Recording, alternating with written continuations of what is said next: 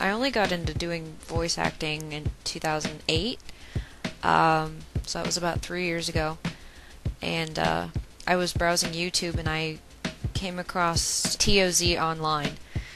My first character that I voiced was Vanilla in the Sonic series that TOZ Online was doing.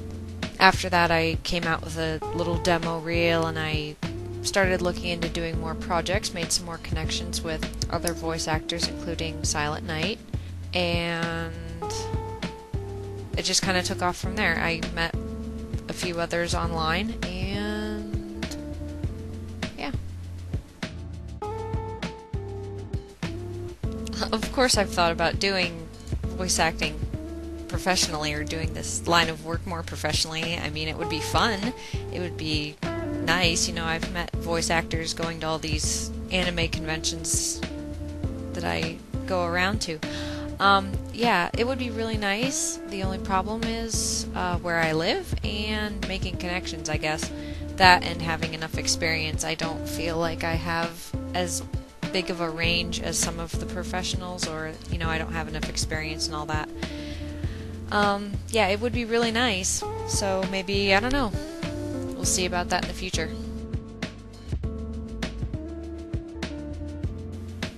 Ah, Spore!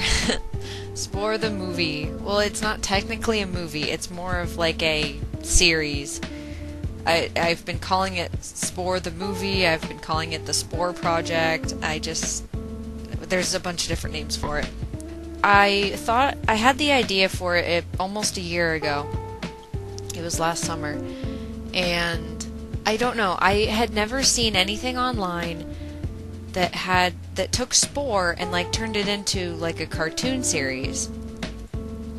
Nobody had wrangled together a crew. I guess you could say that's actually pretty appropriate. Nobody had gathered a crew of voice actors to create this machinima type deal.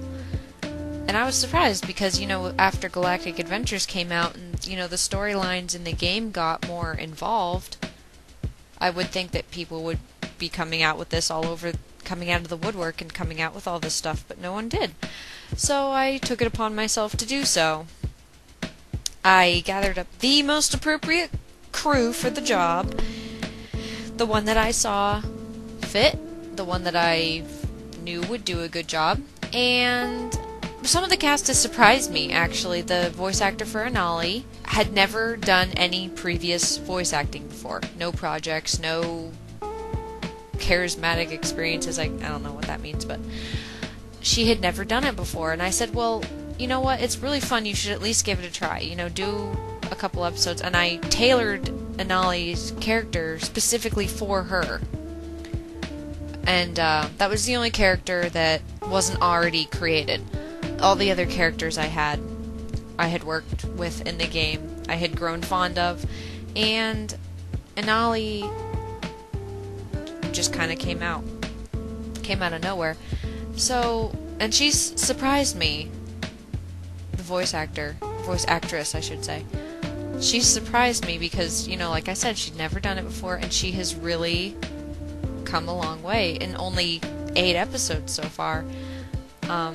So yeah, that's been pretty fun, and I've had so much fun listening to the lines that people send in. That is my absolute favorite part, is after writing the script, I get the recorded lines, and, you know, all of the cast likes to leave in their bloopers, their follies, their... Basically, whenever they screw up, they leave it in there for me to listen to, and that... I didn't want all that stuff to go to waste. That's why I put it in the end of each episode, so everyone can hear and everyone can laugh.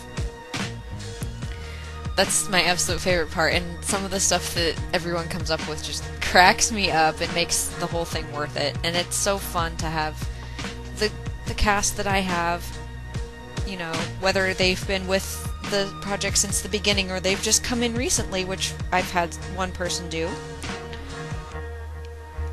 It's just been a lot of fun, and it's really been amazing that I have people working with me so closely on this that, you know, have stuck with it and hopefully enjoy it as much as I do. It's been a lot of fun.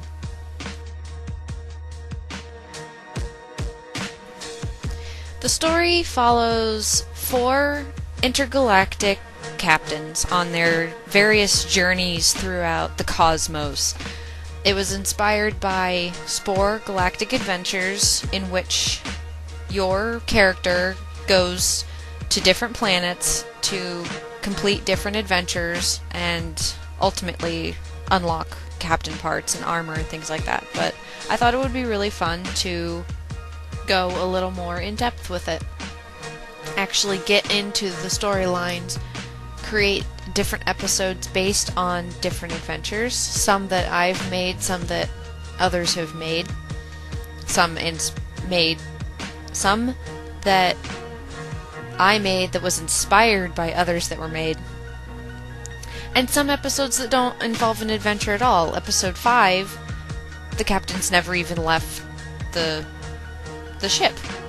The whole episode took place on the spaceship. That was an episode that I believe had to happen because I think that when episode 5 came around, there wasn't a lot of detail and backstory to the characters. They hadn't interacted a lot, and there were 4 of them at that point. When I started off, there were only 3, but I had always intended for there to be 4 captains. I didn't want all 4 to come in at the same time because I felt that the story could progress more if characters were added and introduced later in the series.